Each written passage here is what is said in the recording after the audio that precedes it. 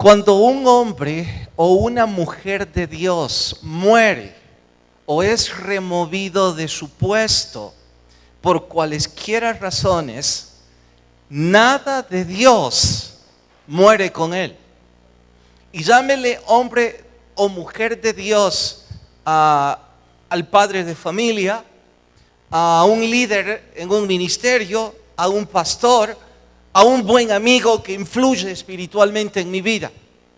Y lo repito, cuando ese hombre o esa mujer que Dios ocupa para inspirar mi vida espiritualmente es removido de su puesto por cualesquiera motivos, nada de Dios muere con él. Es que tenemos la tendencia a olvidar esta verdad, debido a que Dios decidió impactar nuestras vidas, inspirándonos en las vidas de otras personas.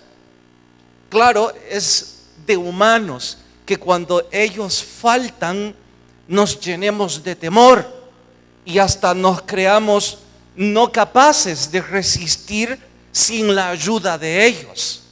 Pero insisto, esto no es que nosotros estemos cometiendo un grave error. Somos mortales y esa es nuestra tendencia. Y aunque el sentimiento sea normal, no significa que el sentimiento sea correcto. ¿Qué va? Es gravemente incorrecto.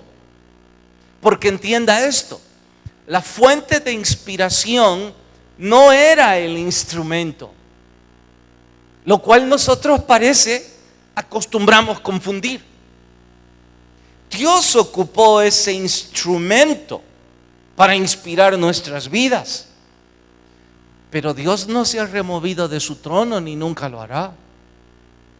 Entonces nosotros no tendríamos que amedrentarnos cuando ese hombre o esa mujer que Dios usó como instrumento para impactar nuestras vidas es removido del puesto donde regularmente inspiraba la nuestra. Verán todo esto comprobado en la historia de hoy, pues recordarán que Elías estaba a punto de ser removido.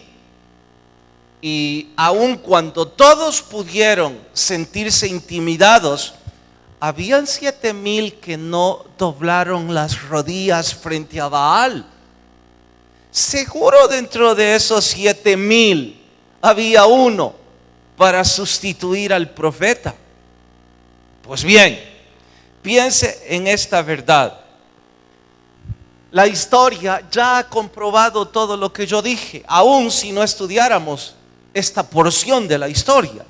Como ejemplos rápidamente cito: cuando el padre de la fe murió, ¿estaba ya quien le sustituyera, sí o no?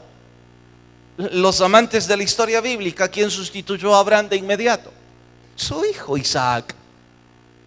Cuando éste murió, Dios ya tenía listo a Jacob. Cuando Jacob muere, José superó significativamente a Jacob. Luego, Moisés, cuando muere, Josué ya estaba listo para tomar la estafeta. Y sin dejar de mencionar que desde donde yo veo la historia, Timoteo superó en mucho a Pablo. Y cualquiera hubiera pensado que Pablo iba a ser uno de esos líderes insustituibles. Pero no es cierto. Así es que, atentos.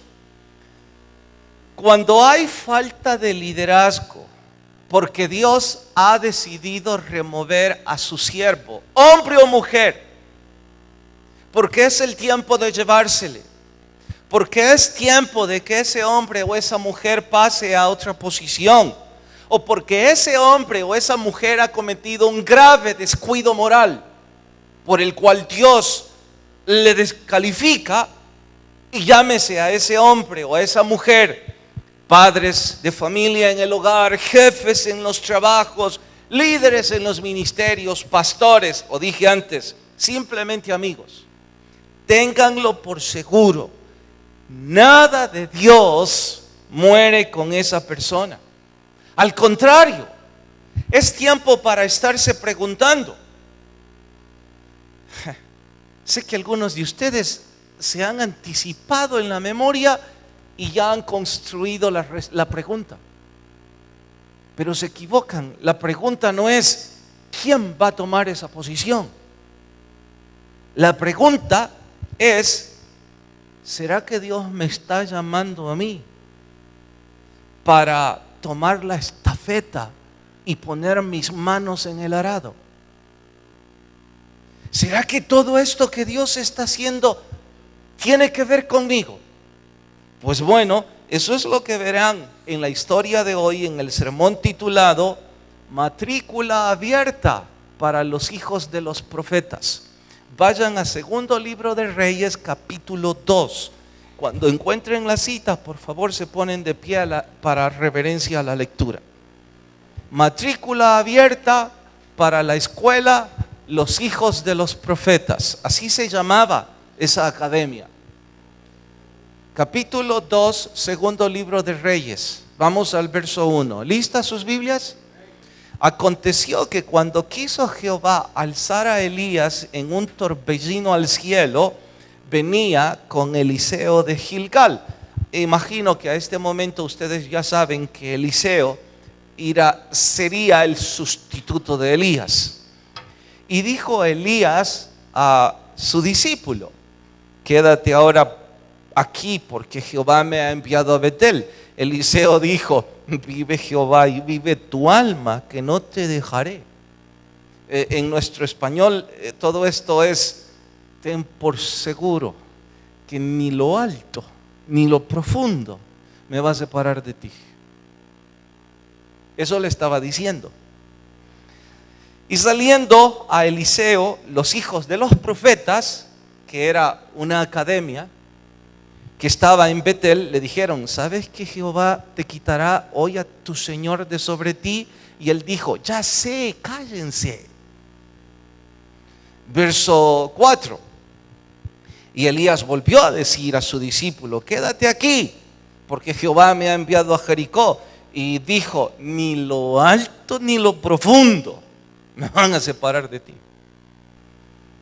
Y se acercaron a Eliseo los hijos de los profetas, otra academia en otra ciudad llamada, entienda esto, los hijos de los profetas era algo así como el seminario. Ese era el título de la academia en donde se preparaban. Y se acercaron los hijos de los profetas, es decir, los estudiantes en Jericó, y le dijeron: ¿sabes que Jehová te quitará hoy a tu Señor de sobre ti? Sí, lo sé, cállense. Espero ya hayan entendido la historia. El Espíritu de Dios había llevado en profecía a todas las escuelas de los hijos de los profetas que Elías sería removido. Entonces Eliseo, que también lo sabía, estaba diciéndole a todos: ¿y quién les ha dicho que opinen?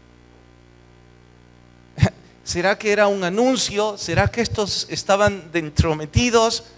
¿O es que querían el puesto de Eliseo? Bueno, verso 5 y 6. Elías dijo: te ruego que te quedes aquí. Y él dijo otra vez: ni lo alto ni lo profundo me van a separar de ti. Tomando Elías su manto, hasta ahí leo y oramos. Señor, por favor, habla nuestras vidas y sea de bendición a todos. En tu nombre lo pedimos, amén. Pueden tomar su asiento. Si mis cálculos son correctos, estas escuelas o academias fueron fundadas en la época del profeta Samuel, si es que no es él el pionero o promotor de estos seminarios. Seguro el levitismo estaba implícito en esto, y entiendan como levitismo la palabra que se ocupa para referirse al linaje de los levitas. La tribu de Leví, todos los que venían desde ese hombre, los que traían en su sangre hijos más hijos, más los hijos de sus hijos. Estos levitas estaban consagrados desde antes de su nacimiento para dedicarse a los asuntos relacionados a la religión en cualesquiera de sus tareas multidisciplinarias, yendo por el que da mantenimiento al edificio del templo, al arquitecto que lo diseña, al ingeniero que lo construye, al músico que oficia las canciones, a los maestros que enseñan la lectura, en fin, en cualesquiera de sus tareas multidisciplinarias. Esto se llamó levitismo. Los hijos de Leví y los hijos de sus hijos, de generación en generación. Es fácil deducir que las escuelas de los profetas estaban enmarcadas en el concepto de levitismo. Y cito todo esto porque el hombre que Dios llamó para sustituir a Elías estaba muy ligado a la escuela de los profetas. Es más, claro, la Biblia no está obligada a satisfacer mi curiosidad académica, pero yo deduzco que Eliseo o era graduado de la escuela de los profetas o alguna vez cursó algunas de sus materias, o él era uno de los que sostenía económicamente las escuelas de los profetas, qué sé yo. Lo cierto es que era muy cercano. Los estudiantes lo conocían, él conocía a los estudiantes, estaban todos muy cercanos. Y por eso digo que me hace pensar que fue estudiante, que se graduó, que alguna vez cursó alguna materia, o solamente les sostuvo económicamente. El llamamiento o la confirmación del llamamiento de Eliseo estuvo confirmado por los estudiantes. Esto es como una ceremonia de ordenación en donde Dios les dice a todos los que están involucrados en el aparato religioso: voy a llevarme a Elías, pero este es ahora mi siervo. Quiero que ustedes lo sepan, lo haré este día. Ustedes confirmarán mi llamado sobre este hombre. Y por eso digo, esto era como una especie de ceremonia de ordenación. Ustedes pueden repasar los detalles en casa de toda esta historia. Vaya que es emocionante e interesante. Encontrarán, entre otras cosas, que los estudiantes o incluso los maestros, porque cuando dice escuela de profetas, se refiere a los ya graduados, a los profetas, a los que dirigen o a los estudiantes. Encontrarán que inmediatamente después de que el liderazgo es cedido, los profetas se postran ante Eliseo, pero no en un acto de adoración, no lo confundan. No es que se arrodillaron y ofrecieron culto, no. Los orientales tenían la costumbre de inclinar sus rostros en forma de respeto a la autoridad. En este caso era ahora la autoridad espiritual, Eliseo, pues era una forma de decir: entendemos que Dios le ha dejado a usted como autoridad espiritual para todos nosotros. Encontrarán una apasionante historia que deben corroborar en casa. Por el momento, hay cosas que yo debo ir un poco atrás para que entendamos qué es esto de matrícula abierta para la escuela de los hijos de los profetas. Por favor, vayan hasta el capítulo 19 del primer libro de Reyes. Voy a retroceder unos capítulos para que recuerden el llamamiento que Dios hizo a Eliseo. Capítulo 19, porque aquí no aparece en el capítulo 2, sino en el capítulo 2 es la ceremonia de ordenación, pero el llamamiento, que es lo que hoy nos atañe, está en el verso 21, primero de Reyes, capítulo 19. ¿Listos? Dice, vamos desde el 19 mejor. Partiendo él de allí, halló a Eliseo, hijo de Safat, que araba con 12 yuntas de bueyes. Y él tenía la última, y pasando Elías por delante, le echó sobre él su manto. Paréntesis, el manto en esa época era una especie de báculo o de símbolo que representaba autoridad. En este caso, al poner su manto sobre sí, está poniendo autoridad sobre él. Y sigue, verso 20. Entonces, dejando Eliseo las bueyes, vino corriendo en pos de Elías y le dijo: te ruego que me dejes besar a mi papá y a mi mamá, y luego voy a seguirte. Él le dijo: ve, ¿qué te he hecho yo? Dicho de otra palabra, ¿y quién te está llamando? Yo no te he dicho nada. Yo solo te puse el manto encima, y si me preguntas que por qué lo hice, porque Dios me dijo, y yo no sé por qué lo puse encima. Verso 21. Y se volvió, tomó un par de bueyes, los mató con el arado de los bueyes, coció la carne, la dio al pueblo para que comiesen, y después se fue tras Elías y le servía como un discípulo. Atentos. Lo que la historia me deja entrever es que Eliseo venía de una familia muy acomodada. Usted dirá: ¿y de dónde saca esa información? Oiga, en esa época tener 12 yuntas de bueyes significa 24 animales de carga. A eso agregue, sin preguntarle nada a nadie, decide dejarlo todo. Y además, antes de ir con Elías, 2 bueyes, sin pedirle permiso a nadie, los prepara y le da de comer a todo el pueblo, como si es una fiesta de iniciación o de despedida, para luego seguir a su Señor. Nadie que está en una pobreza o en una condición difícil puede hacer esto. Esto en esa época era tener mucho dinero. Y aquí hay varias cosas que me dejan boquiabierto y que debo aprender. Atentos, no digo la primera, digo una de ellas.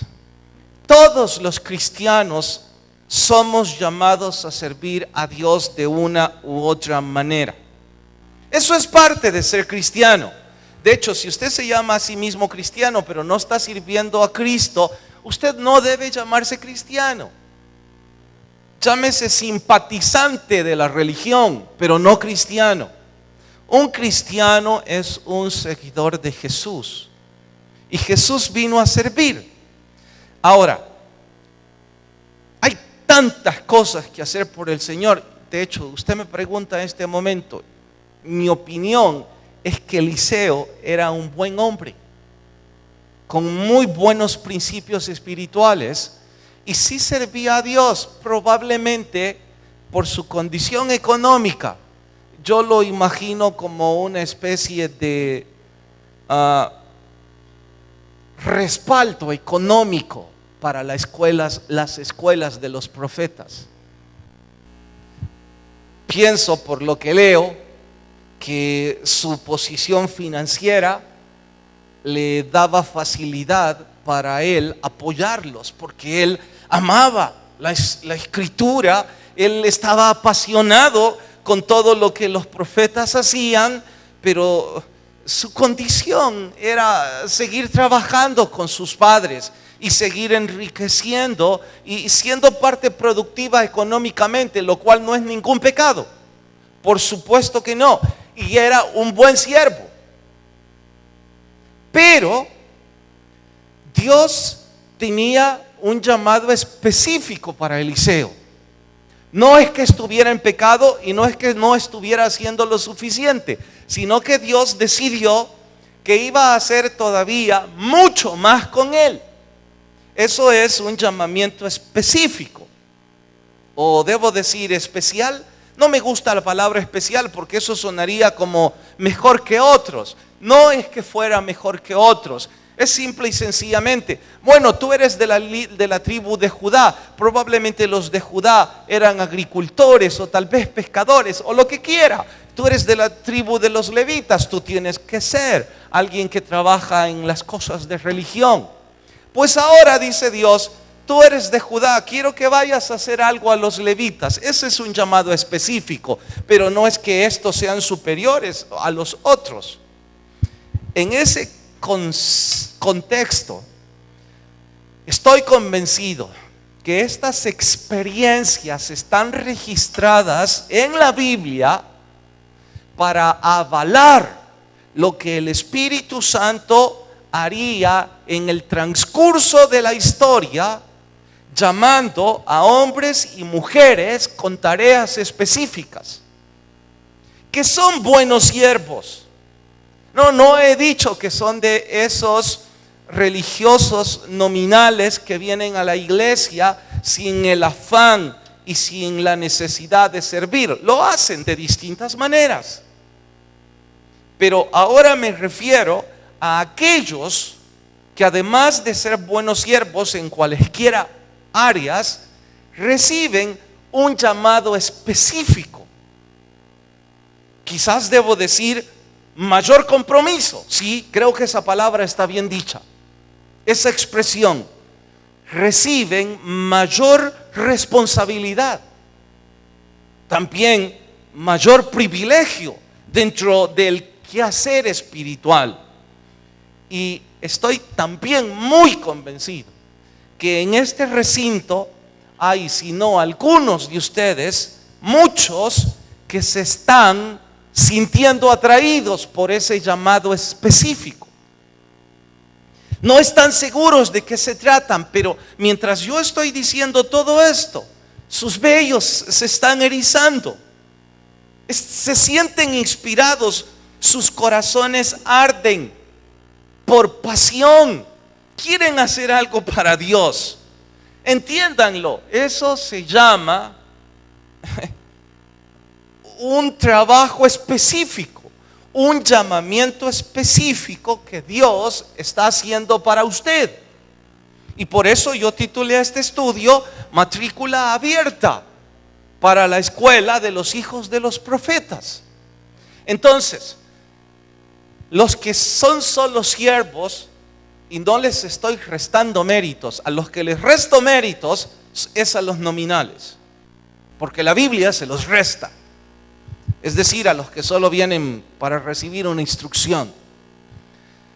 Los que ya están sirviendo a Dios y son buenos siervos en cualesquiera áreas. Incluso, a lo mejor usted ha pensado que su ministerio es sostener ministerios en la iglesia y que con sus diezmos o un poco más de sus diezmos la iglesia camine. ¿Por qué no? Probablemente eso era en algún momento Eliseo. Pero ahora, lo que resta de este estudio es para aquellos de ustedes a quienes Dios les está gritando. Y digo gritar porque quizás usted está confundido y piensa que es su entusiasmo, que es chamarada de tusa, que es su carne, que son sus locuras de joven o de viejo. ¿Por qué no le da crédito al Espíritu Santo y dice: este es el llamado del Señor a mi vida? Hay algunas cualidades que usted y yo no podemos pasar de largo en esta historia respecto al llamamiento específico. La primera, cualesquiera de ustedes que están ahora con sus ojos más abiertos y su corazón como una esponja, diciendo: oiga, pastor, usted no sabe mi vida, pero en realidad mis vellos están erizados ahora. Bueno, pues número uno, usted debe saber que antes de ser maestro, se tiene que ser discípulo. Lo voy a repetir: deben aprender a ser discípulos antes de ser maestros. Oigan, Eliseo fue entrenado por Elías. No dice cuánto tiempo, pero dice que le servía. Hacía lo que Elías decía, aun cuando a veces no lo entendiera. Y tampoco piensen que Elías no tuvo que ser un estudiante. Y este fue a la peor escuela, o digo a la mejor. Estuvo inscrito en Kerit y en Sarepta, no lo olviden. Un tiempo de entrenamiento para un grupo especial de siervos. Por eso los repito, no pueden ser maestros si antes no aprenden a ser discípulos. Y Dios guarde aquellas familias, aquellas empresas o aquellos ministerios en donde lleguen a ser maestros, hombres o mujeres que nunca quisieron ser alumnos. Los que llegan a ese puesto sin recibir instrucción, escúchenlo. Ustedes van a sufrir y van a hacer sufrir a los que dirigen.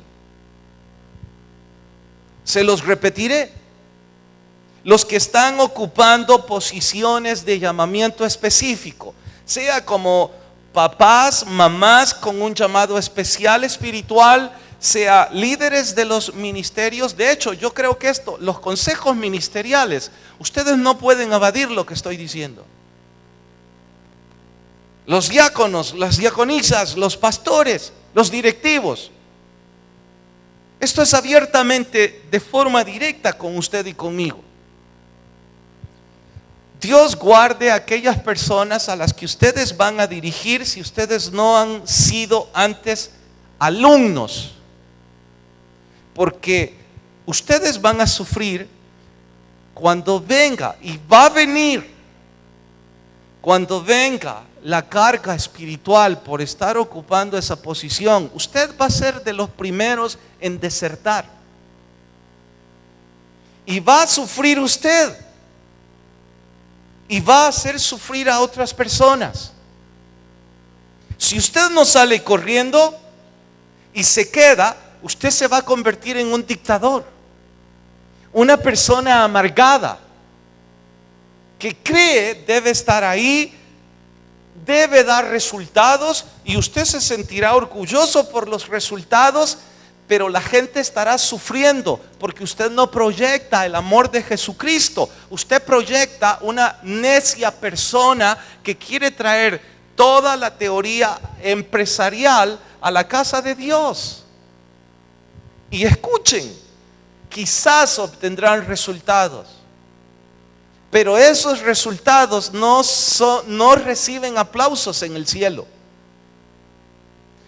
¿Es que acaso no se le ha ocurrido que si Dios necesitara altos ejecutivos, traería de las mejores universidades del mundo a fundar las iglesias de Cristo? ¿No cree que si Dios quisiera dictadores, Él pagaría una escuela para contratar a los mejores dictadores? Es más, esto sería la iglesia de Cristo sería una organización vertical, sinónima del ejército. Ningún capitán puede alzarle la voz a un mayor, y ningún mayor puede refutar a un coronel. Esa es una organización vertical. El que está en esa posición nadie le refuta. La iglesia de Cristo no es así. Nos guste o no nos guste, cualquiera podía criticar a Moisés. Y era Moisés. Así es que, si ustedes quieren ser maestros, espiritualmente hablando, aprendan primero a ser alumnos. ¿Quieren un ejemplo todavía mucho más claro o mucho más nuestro del daño que hacen las personas que no son discípulos antes de ser maestros? Es exactamente lo que sucede en aquellas empresas grandes en donde en donde los abuelos las fundaron casi de la nada, y los abuelos sufrieron con los fundadores de esa empresa. Y los que han ido creciendo con los abuelos, los dueños aman a esos empleados como su propia familia, los cuidan. Luego vinieron los hijos. Los hijos ya no se sienten comprometidos a cuidar a esos empleados. Empiezan a maltratarlos pero no pueden mucho porque los abuelos están todavía ahí. Y los abuelos dicen, no lo toques. Pero cuando los abuelos empiezan a ceder y los nietos empiezan a tomar el control, Dios guarde a todos esos empleados. Porque esos niños que toman el liderazgo y que nacieron en cunas de oro, no saben nada de sufrir, no saben nada de tener hambre, no saben nada de ayudar al prójimo. Gracias, joven, gracias, hermano servidor. Los chicos que están ahí, tenemos que parar todo el culto por ustedes. Les decía, esos niños que llegan a ocupar esa posición, llegan a hacer sufrir a toda esa gente.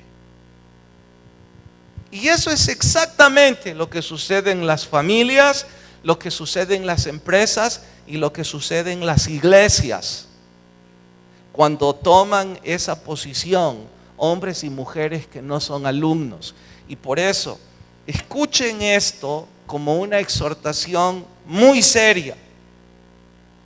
Ninguno de los consejos ministeriales, directivos, diáconos, pastores, deberían seguir si no toman el serio compromiso de ser alumnos y de humildemente empezar a ser instruidos.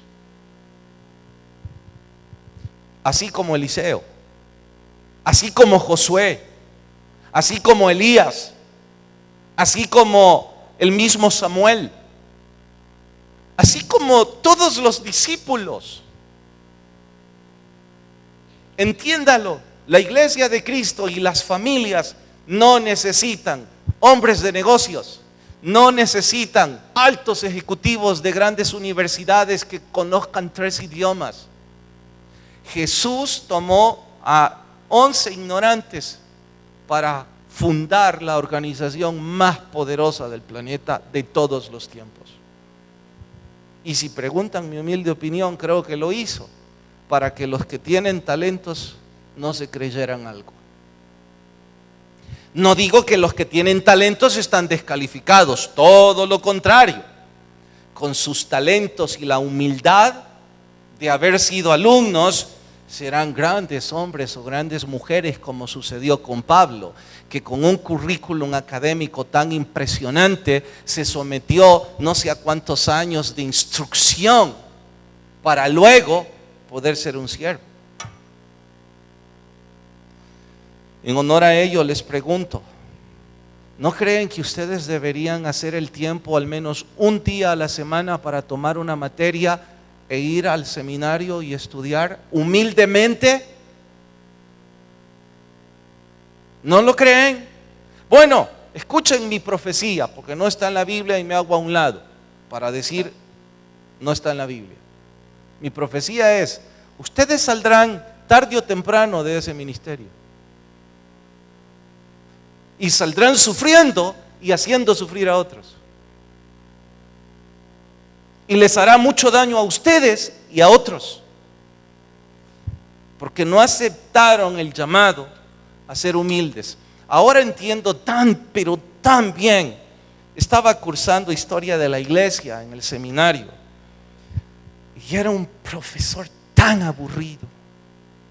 Miren, cuando yo estudié, no crean que eran grandes promociones de estudiantes.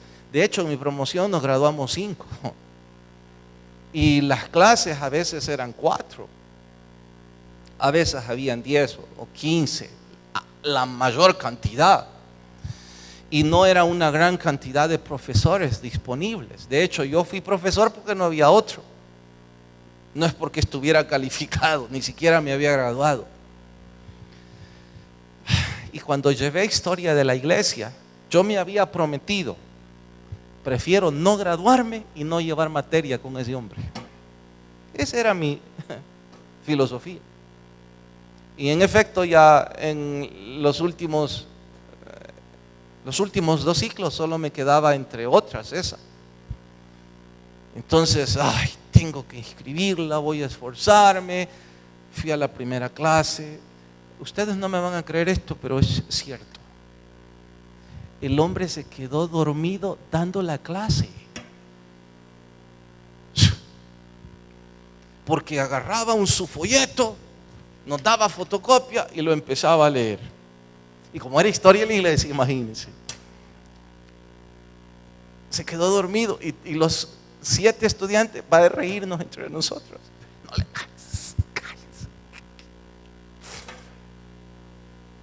Para que se imaginen qué gran maestro era. Yo estaba tan fastidiado porque estaba llevando de forma simultánea matemáticas 4 en la carrera en ingeniería. Yo decía, estoy perdiendo mi tiempo. Entonces hablé con el director, que era mi amigo, y le dije, mira, yo no voy a llevar esa materia, dame la tutoriada, hagamos valer nuestra amistad. Se puso a reír y me dijo, según vos me venís a sobornar, me dijo, pues no te doy tutoriada nada. Y yo le dije, pero ¿qué voy a aprender? Te estoy contando lo que pasó. Y él me dijo, es que mira, Carlos, vos no has entendido que Dios no te está enseñando historia de la iglesia en esa materia. Porque ya sé que te gusta leer y sos apasionado de la historia. Dios te está enseñando en esa materia a ser paciente y ser humilde. Eso es lo que a vos te cuesta. Yo no tuve que responder, excepto que dijo, y no te gradúas si no la pasas. Así es que ahí estaba yo. Y debo confesar un pecado que antes no lo hice. Como debía estar porque pasaban lista y ya estaba en el ojo del director, iba a resolver exámenes de matemática mientras el hombre dormía. Y cada vez que yo lo veía decía, paciencia y humildad. Y yo no estoy seguro si lo aprendí o no. Solo estoy seguro que aquellos de ustedes que creen que el Espíritu Santo los está llamando, ustedes también necesitan ser humildes y necesitan ir a aprender a esas aulas. Y si creen que no lo necesitan, esa gente no los necesitará muy pronto. Muy pronto. ¿Por qué? Porque pueden estar seguros que la carga que van a sobrellevar es mucho más pesada de lo que ustedes pueden sobrellevar. Mucho más pesada. Y se los digo por testimonio personal. Porque cuando tengo que enfrentarme a los 2 puntos que siguen y que vamos a estudiar el domingo, yo termino diciendo, ¿cómo es que sabiendo lo difícil que es esto, sigo estando aquí? La respuesta es simple, porque el llamado de Dios es exactamente como sucedió con Eliseo. Dios puso el manto, no le dijo ni una palabra, y todavía Eliseo llega, ¿y por qué me toca? Yo no te he hecho nada, dice Elías. Es Dios el que te ha llamado. Y yo sé que cuando vaya a los 2 puntos que hacen falta el domingo, alguno de ustedes me dirá, mire pastor, ¿no le parece que con todo lo que ha dicho, en lugar de motivar a que las personas quieran involucrarse y servir al Señor o ir al seminario, los está corriendo porque les está diciendo que la carga es muy pesada? Por supuesto que sí. Temo que estoy ahuyentando a los que no han sido llamados. Y creo que Dios no necesita ningún motivador personal para arengarles y con una charla de motivación ustedes dicen, estoy listo para servir al Señor, ahí voy con todo. Y dentro de 2 meses usted sufriendo y haciendo sufrir a otros. Dios no necesita arengar a nadie porque su Espíritu Santo toca con tanta fuerza el corazón de un hombre o de una mujer que no necesita que yo le diga que usted ha sido llamado. Y los que ya son llamados saben de sobra lo que estoy diciendo. Por supuesto que en mi plan estaba terminar este estudio mencionando las otras dos cualidades que iban a atar más el verso de que ni lo alto ni lo profundo ni ninguna otra cosa creada nos podrá separar del amor de Dios en Cristo Jesús. Pero mientras eso sucede, por favor memoricen el 38, que para que quede unido el próximo domingo, 38 y 39 del capítulo 8 de la carta a los Romanos. Inclinen sus rostros y oramos. Señor, gracias por tu palabra y gracias por gritarme. Y te ruego que me enseñes a ser humilde, porque parece que no aprendí bien esa lección. Y paciencia menos. Y estoy avergonzado porque después de 20 años sé que sin esas dos virtudes sufriré y haré sufrir a otras personas. Que debo entender que tu llamamiento es algo específico y que esta noche también tu Espíritu ha puesto su manto sobre otros hombres, mujeres, jóvenes o adultos. Y gracias, Señor. Yo quisiera saber el llamado que estás haciendo, pero sé que me vas a responder que eso no es mi asunto, que no debo entrometerme, porque tu llamado es personal. Y Señor, gracias por ello. Y si también vas a llamar a alguien que nunca antes conoció de Jesús, gracias por tu misericordia. Mientras todos oran, rostros inclinados y ojos cerrados, si usted nunca antes abrió su corazón a Jesús, no le invito a pasar al frente, no le invito a cambiar religión y tampoco le voy a arengar a que se ponga de pie. Esto es algo que el Espíritu Santo seguro ya tocó su corazón. Y ahí donde está, usted puede abrir su corazón a Jesús. Si hay alguien que esta noche dice, sí quiero orar, sí quiero recibir a Jesús, levante su mano y déjeme orar con usted. ¿Habrá alguien esta noche? Alguien que acepta ese llamado, no mío, sino del Espíritu Santo, y pone su mano en alto en señal de recibir a Jesús. ¿Dónde está? ¿Habrá alguien? Señor, gracias, te ruego tu Espíritu nos despida en paz, mas no de tu presencia. En el nombre de Jesús, amén y amén. Nos vemos fin de semana. Romanos 8, 38 y 39. Que la paz de Dios vaya con cada uno y Dios nos bendiga a todos.